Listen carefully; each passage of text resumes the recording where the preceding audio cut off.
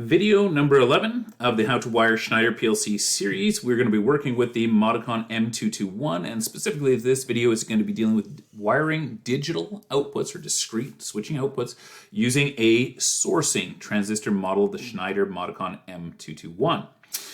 Specifically, the part number that you are going to be looking for will be any part number that is going to be ending with a T. What the rest of the numbers inside of there will not matter as long as it's prefaced with the TM221. The other numbers that are going to be inside of there are going to be based upon the number of I/O points in these two positions over here and based on the style, cartridge monolithic or cartridge monolithic with Ethernet, that will be in those spaces over there. So look for that T. If it is not the T, if you have got a U or an R, a relay type, then you are going to need to go and find a different video inside of this series. U is going to be syncing, and the R is going to go and be relay style that are going to be available. So you can look those up inside of the series to find more information on them.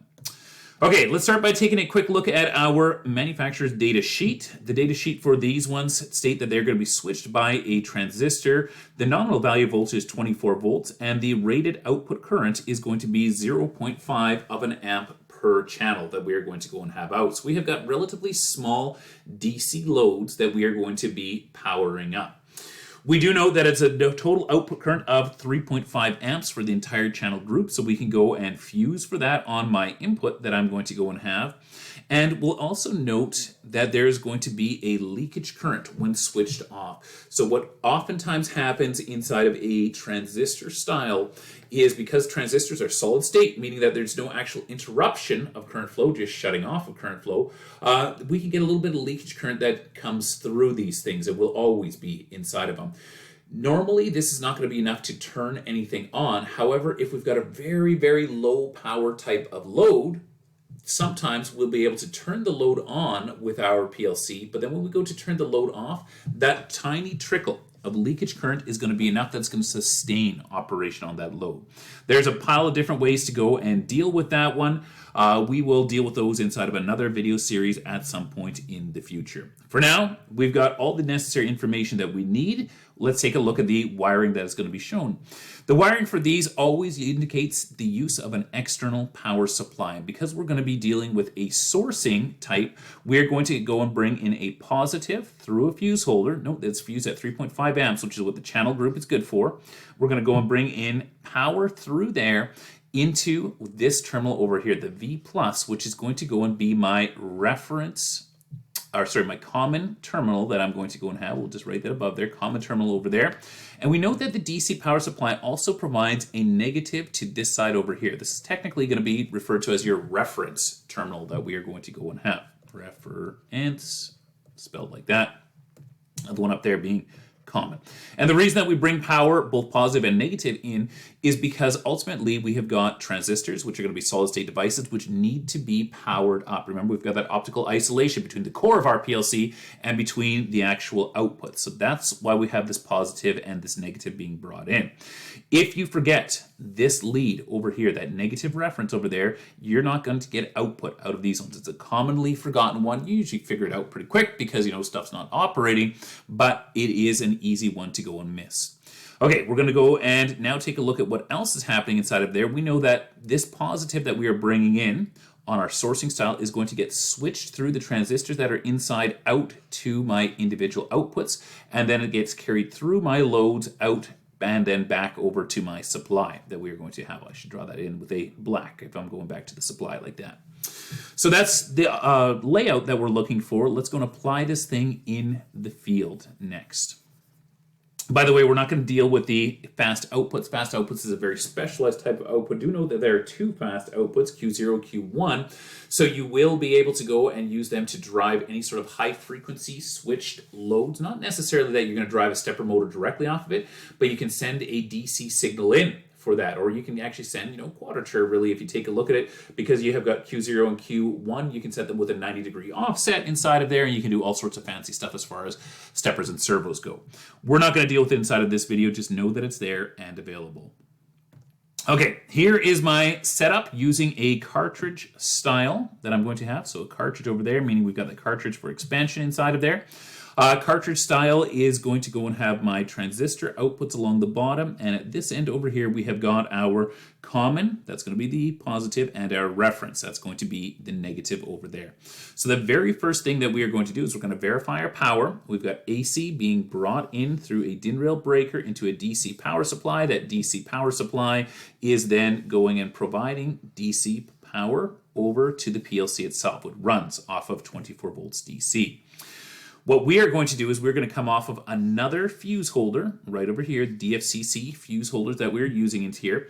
We're going to come off of that fuse holder. Oh, sorry, this fuse holder, by the way, that's the one with the empty one. We're going to come off of that. We're going to go and provide our power through. So let's start by making this a sourcing style. The way we make a sourcing style is we take a positive to my common. This is my V positive that I'm going to have over there. We also need to go and take a negative to the other side. Remember that we need to run the microelectronics that are going to be inside of here, so we need to take a negative back for that. We will do that over here. We'll take a negative down and in. So now we've got positive and negative brought over here to power up the transistor electronics that we are going to have on the inside over here. The next thing that we will do is we are going to go and take a look at our load. So over here we have got this relay. It's got an A1, which is the positive terminal. It's got an A2, which is going to be the negative terminal over there. And we've got it connected to our overload block. An overload block is going to sense when the current gets too high to our load, whatever it is we're driving, and it's going to go and trip out. So if we go and wire through this normally closed contact over here, we can then go and make sure that this is going to go and shut off. And we'll worry about monitoring that in a minute off of here. Let's carry out some power from one of my Qs over here. We're going to take it off of Q0 over here. We're going to take that to my contactor. So I'm going to go from Q0. I'm going to go into my normally closed. I'm going to come out of my other normally closed, and I'm going to go up to my A1. So now we've got power over to the coil itself. Then from that coil, we need to go and take a negative from the negative side of the coil back. So we're going to do that right over here. We're going to come off of here. We're going to go and jump down, and we can take it back to a negative terminal. I'm going to tie it underneath this screw inside of here. Yes, it would be far better to do it inside of an actual DIN rail setup, but we don't have that, laid out on here just for room when we're doing our drawings over here. So we'll tie it underneath here. We see that it tracks all the way back to the negative through that. Follow your power path at this point to ensure that everything is operational. So we've got power being brought in, taken through a fuse holder, being taken into my internals of my PLC, traveling through the PLC, which switches that positive out, traveling through my normally closed contacts, traveling all the way up to my coil, traveling through the coil itself, and then back down to a negative, which is going to take it all the way back home to its power supply. As long as we've got a complete current path, we know that we are going to go and have operation inside of here. It is safe operation, regardless of whether or not we've got a grounded DC power supply. While we're on the topic of these components over here, we do see that we've got those normally open there and these normally open over here. We can use these to go and monitor the status. This set of normally open contacts over here, we can use to monitor if the contactor has actually pulled in. So when we give it a signal, has it pulled in? If it pulled in, we should be able to go and see a signal that we could send through here. These two will close.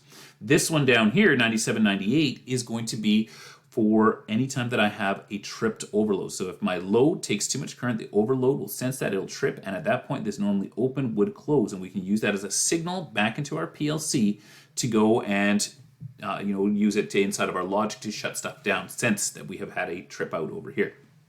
How do we do this? Well, we are going to go and take a positive in to these ones over here. I'm going to take from my nearest positive, no more than 2 wires under a terminal, and I'm going to go and travel from here to my 97, and then from my 97 I will take that up to my 14 over here.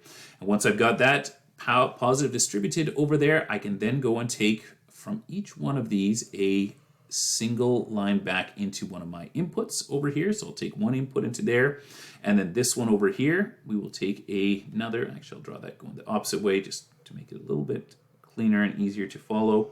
We'll carry that one back in over there. Note that we're taking positives in over here, which means that this common must be tied back down to a negative, or else it doesn't have a complete path for its own sensing. So we'll take that one back to my DC power supply. And at this point, we would now have full monitoring of this contactor and overload through my PLC over here. However, this is all incidental. It's extra to what we're looking at. So I'm going to erase all of these here. We don't need to have those on there for the time being. It's just a way for us to go and follow through. This is the actual wiring that we were after inside of this video. Now this is with the cartridge. We do have the Monolithic Style as well. Monolithic Style is going to be very similar in its inputs and outputs, except everything is placed vertically. We don't have those cartridges that we can go and load onto these ones as well. But we'll follow our power path through. We see that we've got our DC 24 volts being brought in to this PLC here through a fuse holder, which is going to go and power it up.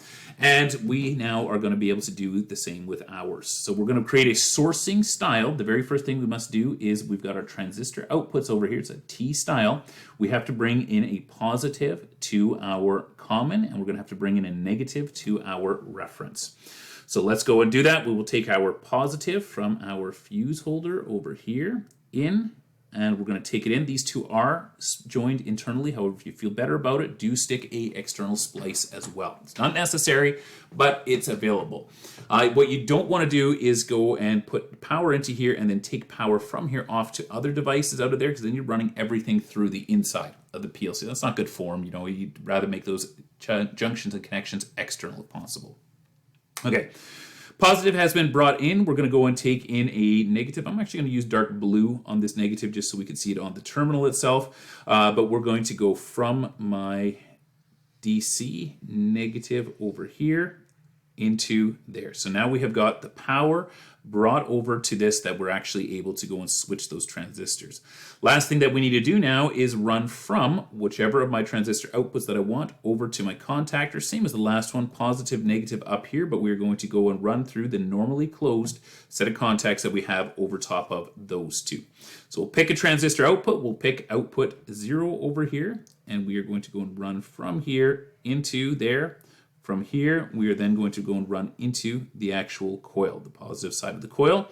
And then from the other side of our coil, we are going to have to take a negative all the way back to our supply, or at least back to the nearest point of supply. So we can take that one back into here and junction that one underneath that screw as well. Once again, best case would be to put this all through proper DIN rail distribution blocks, but we're trying to keep the drawing compact here.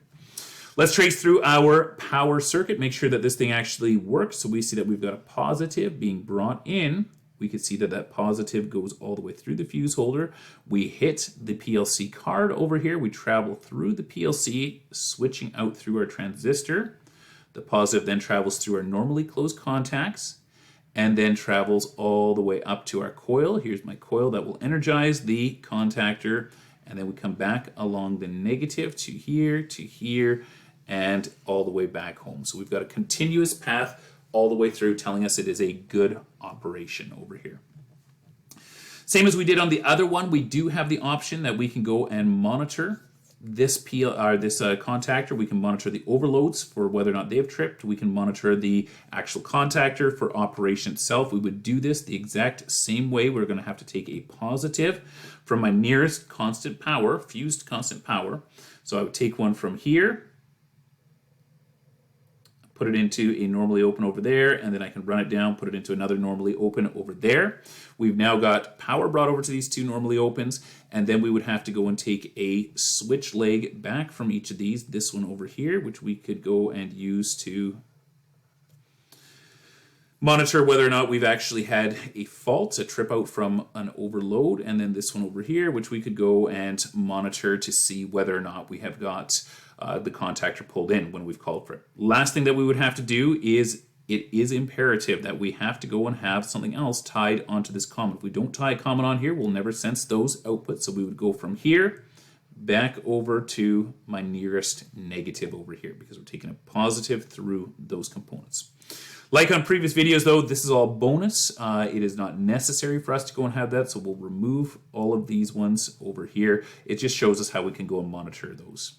This is the heart of what we were looking for our transistor switching output. It's going to be a sourcing style of output that we have here, IEC positive logic. Okay, that's the end of this one.